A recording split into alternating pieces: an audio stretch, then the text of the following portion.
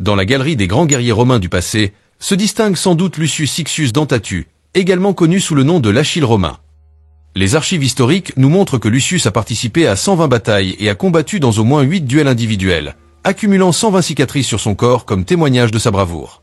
Il a vécu à une époque turbulente de la République romaine, au 5e siècle avant Jésus-Christ, lorsque les dirigeants romains tentaient d'imposer une augmentation des impôts. En 455 avant Jésus-Christ, les nouveaux consuls de la République, Titus et Caius Venturius, furent élus pour diriger Rome dans une période tendue de conflits entre patriciens et plébéiens. Les tribuns de la plèbe, représentants du peuple, luttaient pour plus de droits pour les plébéiens et essayaient de limiter les pouvoirs des patriciens. Lucius Siccius Dentatu, bien qu'il ne fût pas un tribun, devint un féroce défenseur des plébéiens. Son surnom Dentatu, qui signifie « né avec des dents », fut probablement donné par les plébéiens en hommage à sa lutte inlassable contre les patriciens. Titus et Caius, dérangés par les manifestations dirigées par Lucius, décidèrent de l'éloigner des plébéiens en le désignant pour une mission dangereuse. La ville latine de Tusculum demanda l'aide de Rome après avoir été attaquée par la tribu des Èques. Titus forma une armée principalement de patriciens, mais incluait quelques volontaires plébéiens pour défendre ses alliés. Lucius hésita à participer et exprima ses préoccupations à Titus, mais il fut réduit au silence par le consul, qui ordonna son obéissance inconditionnelle, démontrant l'autorité des patriciens sur les plébéiens. Malgré les difficultés, Lucius survécut à la mission et, grâce à son courage, fut élu tribun de la plèbe en 454 avant Jésus-Christ. Lucius accomplit divers exploits importants pour le peuple plébéien. Il aida à condamner les consuls Titus et Caius pour avoir détourné des fonds des soldats à d'autres fins. Avec le temps, Lucius participa à plusieurs campagnes militaires et atteignit le poste le plus élevé qu'un plébéien pouvait atteindre, centurion primus pilu. Il reçut de nombreuses distinctions militaires, telles que l'Astati pour mérite, l'Aphera pour conduite remarquable au combat, les Arilla, des bracelets pour bravoure, les Torques, des anneaux d'or pour l'élite romaine, et plusieurs couronnes, dont la civique, l'Aurée, la murale et la prestigieuse Corona Graminea, donnée à celui qui sauvait une légion ou une armée entière. Après avoir été élu tribun de la plèbe, Lucius joua un rôle crucial dans la condamnation des consuls Titus et Caius pour détournement de fonds destinés aux soldats. Sa lutte pour la justice et l'égalité résonna parmi les plébéiens, consolidant sa position de leader admiré. Cependant, sa vie était destinée à suivre un chemin encore plus impressionnant. En 454 avant Jésus-Christ, Rome fit face à une menace externe formidable, des tribus hostiles qui menaçaient la sécurité de la République. Lucius, désormais reconnu comme un brillant stratège et un leader valeureux, se distingua dans la défense de Rome lors de ses campagnes. Son astuce tactique et son habileté sur le champ de bataille devinrent légendaires, gagnant l'admiration tant des plébéiens que des patriciens. Non seulement il dirigeait ses troupes avec dextérité, mais il montrait également de la compassion pour les soldats, défendant de meilleures conditions et des droits pour ceux qui risquaient leur vie pour Rome. À mesure que sa renommée grandissait, les distinctions et les honneurs qui lui étaient décernés augmentaient également. Lucius devint une figure éminente de la société romaine, un symbole d'ascension sociale basé sur le mérite et le courage. Les couronnes civiques, aurées, murales et la prestigieuse Corona Graminea qui ornait sa personne témoignaient de son service extraordinaire à la République. Le peuple de Rome célébra Lucius comme un héros, un homme dont le nom s'entrelace avec l'épopée de l'Achille romain. Au fil des années, son héritage perdura dans les histoires racontées aux générations futures. Lucius Siccius Dentatu, le plébéien qui défiait les adversités, devint un phare d'inspiration pour ceux qui aspirent au changement et un rappel que le courage et la détermination peuvent transcender les barrières sociales. Ainsi, l'histoire de Lucius Siccius Dentatu s'entrelace dans le tissu de la République romaine, laissant une marque indélébile de bravoure, de service et de persévérance. Sa vie continua d'être un symbole durable de la capacité de l'individu à façonner le destin d'une nation et à défier les attentes imposées par la société. Alors que les lauriers de Lucius Siccius Dentatu continuaient de croître, sa renommée parvint aux oreilles des dieux eux-mêmes.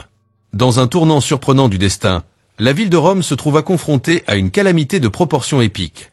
Une prophétie ancestrale avait prédit qu'un seul héros de valeur indomptable pourrait sauver la République de sa ruine imminente.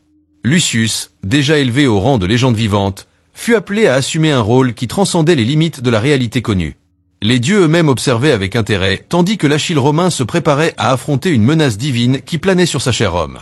L'histoire devenait encore plus intense à mesure que Lucius, avec détermination et courage, s'aventurait dans une quête au-delà des frontières du tangible. Il entreprit une odyssée qui le mena à affronter des créatures mythologiques, résoudre des énigmes ancestrales et obtenir la bénédiction des dieux. Chaque défi surmonté devenait un échelon de plus sur l'échelle de l'immortalité. Lucius Siccius Dentatu avançait fermement, accompagné par une cohorte d'alliés loyaux. Certains de ses alliés venaient de lignées mystérieuses, tandis que d'autres étaient touchés par la grâce divine. Son périple, prédestiné par les dieux, devenait de plus en plus complexe à mesure que des secrets anciens étaient dévoilés et que des connexions cosmiques s'entrelaçaient dans son histoire épique.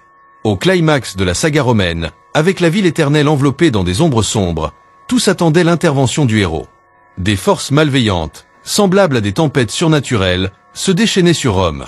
Lucius, armé de la sagesse des dieux et du courage qui le définissait depuis sa jeunesse, affronta son plus grand défi. La bataille qui s'ensuivit fut une véritable symphonie de chaos et de rédemption. Des éclairs divins déchiraient le ciel et des tonnerres résonnaient tout autour. Lucius luttait non seulement pour la survie de Rome, mais pour la restauration de l'équilibre entre les royaumes divins et terrestres. Chaque coup, chaque stratégie était imprégnée de l'essence d'un héros destiné à changer le cours de l'histoire. À la fin, lorsque la poussière de la bataille se posa sur les champs de l'ancienne Rome, Lucius émergea victorieux. Le peuple, qui avait suivi chaque étape de son périple avec le souffle coupé, célébra avec euphorie. Lucius Siccius Dentatu, l'Achille romain, s'était transformé non seulement en une icône de bravoure mortelle, mais aussi en une figure divine dont la légende résonnerait au fil des siècles. De ses humbles débuts comme plébéien jusqu'à son ascension au sommet de la gloire et de la divinité, il laissa une marque indélébile dans l'âme de Rome. Les pages des livres furent remplies de son épopée, et les générations futures y trouveraient l'inspiration dans l'idée qu'un homme ordinaire pouvait atteindre l'extraordinaire, à condition que son cœur soit imprégné de but et de courage. Ainsi, l'histoire de Lucius Siccius Dentatu, le héros plébéien qui défiait les dieux, devint une légende immortelle. Elle résonnerait dans l'amphithéâtre du temps, rappelant à tous que, même dans les ténèbres les plus profondes, la lumière de l'héroïsme peut briller avec une intensité éternelle. Alors que les échos de l'épopée de Lucius Siccius Dentatu continuaient de résonner à travers les âges, sa vie prenait des dimensions encore plus mystiques. Les dieux, satisfaits de sa bravoure, décidèrent de lui accorder un destin unique, l'immortalité. Après la victoire contre les forces sombres, les dieux apparurent à Lucius dans un rêve révélateur, lui offrant un choix. Il pouvait monter à l'Olympe, devenant ainsi un demi-dieu, ou rester sur terre en tant que gardien immortel de Rome. Avec l'humilité qui définissait son caractère, Lucius opta pour la seconde option, sentant que son devoir envers sa ville et son peuple n'était pas encore terminé. Impressionnés par son désintéressement et sa loyauté, les dieux accordèrent à Lucius un don divin, la capacité de voir l'avenir et la force de guider Rome en temps de crise. Il devint une figure spectrale, toujours vigilante, intervenant lorsque la République faisait face à des défis insurmontables. Les années passaient, mais Lucius, enveloppé dans la brume du temps, continuait d'être un phare d'espoir. En temps de guerre, son ombre se dressait sur les champs de bataille, inspirant les soldats à combattre avec ferveur. En temps de paix, ses murmures guidaient les dirigeants à prendre des décisions justes et sages. Les générations le vénéraient comme le gardien éternel de Rome, lui rendant hommage dans des temples construits en son nom. On racontait des histoires sur son intervention divine lors de moments critiques, et sa présence était ressentie à chaque coin de la ville éternelle. Rome le considérait non seulement comme un héros de chair et de sang, mais comme une entité divine veillant sur son destin. L'histoire de Lucius était entrelacée de persévérance et de dévouement. Les citoyens, levant les yeux vers le ciel, se rappelaient que même dans les ombres les plus sombres, la lumière de l'héroïsme pouvait briller avec une intensité éternelle. Les mères, lors de nuits tranquilles, racontaient des histoires sur un héros qui défiait les dieux par amour pour sa patrie. Les enfants, les yeux écarquillés d'admiration, rêvaient d'un avenir où le courage et la dévotion pouvaient atteindre l'immortalité. Cependant, le monde était en constante évolution, et Rome n'était pas à l'abri des transformations du temps. Des siècles plus tard, en période de déclin et de turbulence, la mémoire de Lucius commençait à s'estomper dans la brume de l'oubli. Les générations plus jeunes, plongées dans leur propre lutte, commençaient à remettre en question la véracité de la légende. Ce fut alors que les dieux décidèrent d'intervenir à nouveau dans le destin de Lucius. Lors d'un moment de crise pour Rome, lorsque les ombres du désespoir menaçaient d'éteindre la flamme de la ville éternelle, les dieux convoquèrent le héros immortel dans une vision. Lucius se retrouva face à face avec les mêmes dieux qu'il avait autrefois distingués par l'immortalité. Ils lui confièrent une tâche monumentale, guider Rome à travers les tempêtes à venir et restaurer la foi dans la grandeur qu'il avait autrefois caractérisée. Lucius, encore plein de la même détermination qu'il avait poussée de son vivant, accepta la mission avec humilité. Son esprit se fondit avec les énergies divines, et une fois de plus, il marcha parmi les mortels comme le protecteur éternel de Rome. Le récit prit un tournant fascinant lorsque Lucius, désormais doté de pouvoirs divins renouvelés, devint le conseiller invisible des dirigeants romains. Sa sagesse guida les empereurs et les sénateurs à prendre des décisions qui restaurèrent la splendeur perdue de Rome. Ses interventions miraculeuses devinrent la source de nouvelles légendes, et sa figure se réinventa en tant qu'ange gardien de la ville éternelle. L'histoire de Lucius Siccius Dentatu, qui était autrefois une épopée d'un homme brave, évolua en une saga cosmique où les fils du destin s'entrelacent. Sa légende perdure à travers les siècles, rappelant que, même dans les temps les plus sombres, l'essence d'un héros peut transcender le voile entre le terrestre et le céleste. Et ainsi, la légende de Lucius, l'Achille romain, continua son voyage à travers le temps, immortalisé dans les pages de l'histoire et dans le cœur éternel de Rome. Son histoire resta une épopée en constante évolution, une source inépuisable d'inspiration pour ceux qui cherchaient un phare d'espoir dans les annales de l'éternité.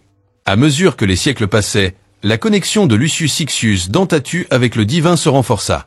Les dieux, satisfaits de son dévouement continu, lui accordèrent de nouveaux dons qui transcendaient la compréhension humaine. Sa présence devint plus subtile, mais non moins puissante, semblable à une brise divine touchant les fondations de Rome.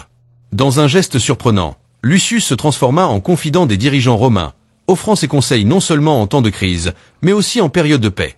Ces conseils, imprégnés de la sagesse des dieux, guidaient les gouvernants à prendre des décisions qui renforçaient la République et maintenaient vivante la flamme de la civilisation.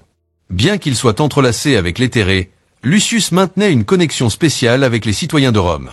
On disait que, lors des nuits de pleine lune, sa figure spectrale se promenait dans les anciennes rues, illuminant le chemin des nécessiteux et murmurant des mots de réconfort à ceux qui cherchaient l'espoir. La légende de Lucius acquit un ton plus mystique à mesure que son influence s'étendait au-delà des frontières de Rome. Des voyageurs de terres lointaines entendaient parler de l'Achille romain, un être qui marchait sur la fine ligne entre l'humain et le divin, un phare d'espoir dans un monde plein d'incertitudes. Pendant les invasions et les conflits, son intervention divine se manifestait subtilement, changeant le cours des batailles en faveur de Rome et garantissant la survie de la ville éternelle. C'était comme si le destin lui-même était tissé dans les fils de son existence immortelle. Les artistes de l'époque, inspirés par la figure énigmatique de Lucius, sculptaient des statues en son honneur et composaient des hymnes qui résonnaient sur les collines romaines. Chaque nouveau vers rajoutait à son épopée, enrichissant son héritage avec chaque acte héroïque et conseil sage. Cependant, l'éternité n'était pas sans défi. Des sectes et des cultes mystérieux émergèrent, vénérant Lucius comme un dieu vivant, défiant la ligne ténue entre respect et divinisation. Face à cette adoration croissante, Lucius resta humble, se rappelant toujours son origine mortelle et la cause pour laquelle il avait accepté le fardeau divin. L'histoire de Lucius Siccius Dentatu s'était transformée en une épopée cosmique, où les destins individuels s'entremêlaient avec le destin d'une nation. Sa figure, enveloppée dans la brume du temps, continuait d'être une source d'inspiration, rappelant à Rome que la grandeur se forge dans le creuset du courage et du dévouement. À mesure que les siècles passaient, la légende de Lucius demeurait, éternelle et immuable, comme un phare illuminant les moments sombres de l'histoire de Rome. Son récit devint un témoignage durable de la manière dont un homme, guidé par une étincelle divine, pouvait changer le cours de l'humanité et atteindre l'immortalité. La trajectoire de Lucius Siccius Dentatu, l'Achille romain, commença comme la saga d'un homme brave dans une Rome turbulente et se transforma en une histoire cosmique qui transcende le temps et la mortalité.